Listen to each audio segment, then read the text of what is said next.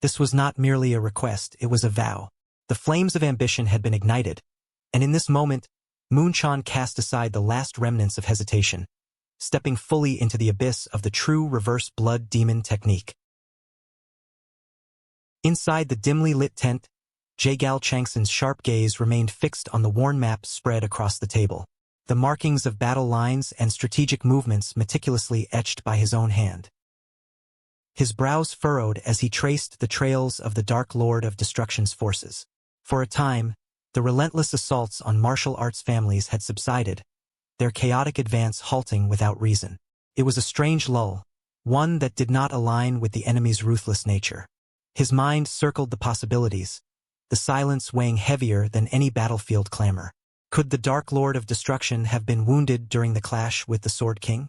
If so, the temporary reprieve would soon shatter once the dark forces regained their strength. But if that was not the case, his fingers pressed against his chin in contemplation.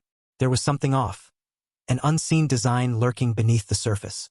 His instincts, sharpened by years of strategic warfare, warned him that this quiet was not a mere coincidence.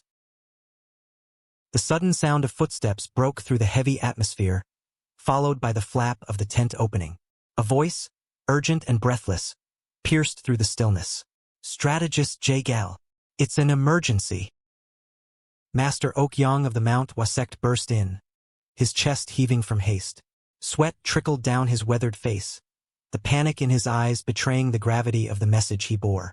Jae-gal Changsin turned slowly, his expression remaining composed, the calm surface of a deep lake. His voice carried no trace of alarm, only measured authority. "What's the matter?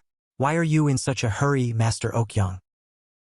Between gasping breaths, the message spilled from Okyong's lips. The lull had been broken, the Dark Lord of Destruction had moved. But it was not merely a raid on scattered families or a probing assault. This time they had invaded Shaolin. The disc-plice of Shaolin, their face twisted in righteous fury, stood defiantly before the advancing horde. His voice thundered across the desecrated grounds, echoing with the unyielding faith of countless generations. The name of Shaolin, protected by the imperial decree, had been a bastion of justice for centuries. To defile it was not merely an affront to the martial arts world, it was treason against the very empire itself. Yet, the invaders showed no hint of hesitation. At the forefront of the marauding forces stood Jung-hyuk, the dark commander whose cold smirk carved through the monk's rage like a blade through silk. His black armor glinted under the moonlit sky, the emblem of the Dark Lord of Destruction embroidered upon his chest, a symbol of death and ruin. Mockery danced in his crimson eyes as he met the monk's defiant glare. The monk's righteous proclamation was nothing but hollow bravado. The empire, once a pillar of stability, had long since begun to crumble from within, corrupted by fear, greed, and self-preservation. With a voice laced with contempt, Jung-hyuk delivered his chilling retort. The emperor, in his pursuit of stability, valued safety over faith, practicality over principle. The protection promised to Shaolin was no more than a fragile illusion, easily shattered by the shifting winds of power. Without further words, Jung-hyuk raised his sword. The polished steel glinted under the scorching sun, a harbinger of death. In a single, fluid motion the blade carved through the air. A gust of wind followed in its wake, carrying with it the splattered blood of the temple's guardians. The monks, who had dedicated their lives to the teachings of Buddha, fell without so much as a whisper, reduced to lifeless forms crumpled upon the sacred earth. Jung-hyuk stood at the heart of the massacre, his blade still glistening with the crimson remnants of those who had dared to defy him. His whispered words carried no trace of triumph, only the chilling certainty of a predator delivering judgment. The imperial court, the righteous alliance, those once mighty forces were nothing but hollow names, distant shadows that would not come to the monk's aid. Even if they mustered the courage to intervene, their efforts would crumble before the Dark Lord of Destruction's relentless advance. Jung-hyuk's gaze shifted toward his gathered troops, the crimson glow of the torches reflecting in their dark armor. Their faces, obscured by masks, bore neither pity nor doubt, only unwavering obedience to the will of their commander. With a slow, deliberate motion, he raised his hand and delivered the final decree. No mercy, no survivors. The chilling order cut through the stillness like a death knell. From this day forward, Not a single monk would live to witness the evening moon. The holy grounds of Shaolin, revered for centuries, would be reduced to a silent tomb, its teachings buried beneath the weight of bloodshed. As one, the troops answered in cold unison, their voices devoid of hesitation. As you command. The atmosphere within the tent thickened, the weight of impending calamity pressing upon every breath. Jae-gal Changsun's fingers trembled slightly as he clutched the report in his hands, his sharp eyes scanning the words etched across the parchment. The message laid bare a bitter truth. The imperial court, bound by its doctrine of non-interference in martial affairs, had chosen silence over justice, abandoning Shaolin. The realization struck deep, shaking the seasoned strategist's composure. The righteous bastion, long shielded by the Empire's decree, was left to fend for itself. The betrayal, though unspoken, echoed louder than any declaration. Urgency ignited in Changsun's gaze. His voice, sharp and unwavering, cut through the tension.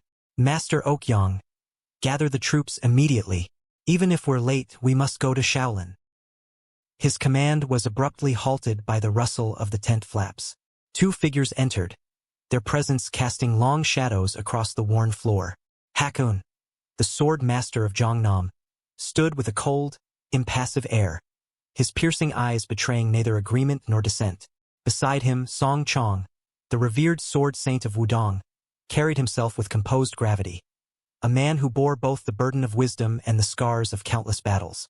Song Chong's voice rang out, calm yet unyielding, as if carved from stone.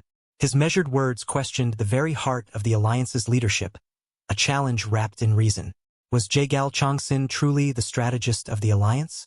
The implication hung in the air, bold, cutting, and undeniable. Before Changsun could retort, the sword saint's firm tone continued, dispelling any notion of recklessness. To march toward Shaolin now would be folly.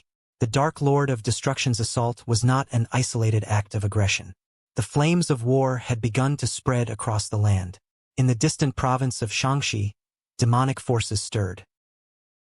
Changsun's heart clenched at the name. Shaanxi. His mind raced, piecing together the fragments of intelligence.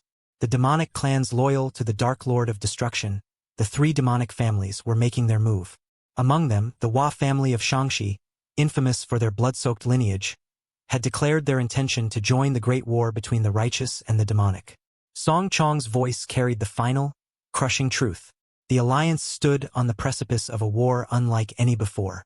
To send forces to Shaolin would be to fall into the enemy's design, a trap laid to fracture the martial world's defenses. Jae-gal Changsun's breath quickened, his mind waging a silent battle between duty and strategy. The weight of countless lives pressed upon his shoulders. Every decision would shape the course of the coming storm. Within the quiet sanctuary, Wei Yanzhuang, the great madam of the Shaanxi Hua family, sat with poised elegance, her every gesture a mask of practiced grace. She poured the amber liquid into the porcelain cups with meticulous care, the faint clinking of porcelain the only sound breaking the silence. Behind her composed demeanor, a subtle cunning flickered within her eyes, sharp and calculating beneath layers of maternal affection.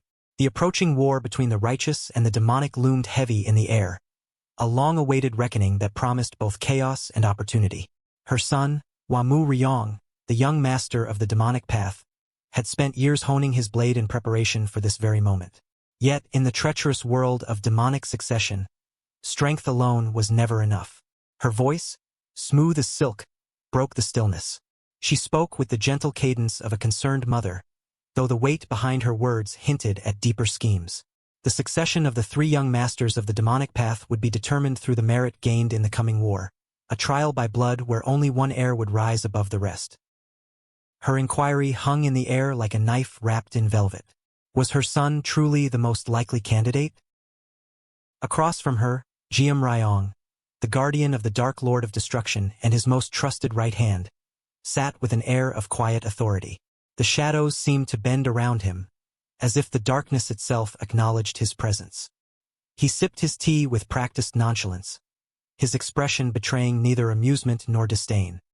His measured response carried the weight of his station, reminding the great madam that his support alone was enough to tip the scales of fate. Yet Wei Yanzhuang's smile remained unchanged, a mother's concern, she claimed, soft words masking a steely resolve. In this world, where alliances were as fragile as autumn leaves, even a mother's love could be wielded as a weapon. Yeon-Myeong, the guardian of the Dark Lord of Destruction, remained calm as ever, his voice smooth yet laced with an unmistakable finality. His assurance was absolute. Among the three young masters of the demonic path, Yeon-Myeong stood above the rest. If he secured his merit in the coming war, his succession would be unquestionable. But merit alone was a vague concept.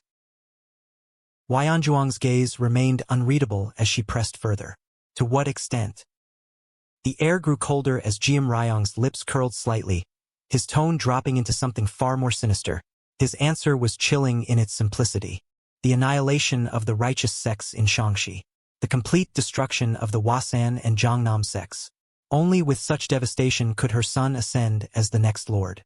The war that was about to unfold was not merely a struggle between righteousness and darkness. It was a battlefield for succession, where only the most ruthless would remain standing.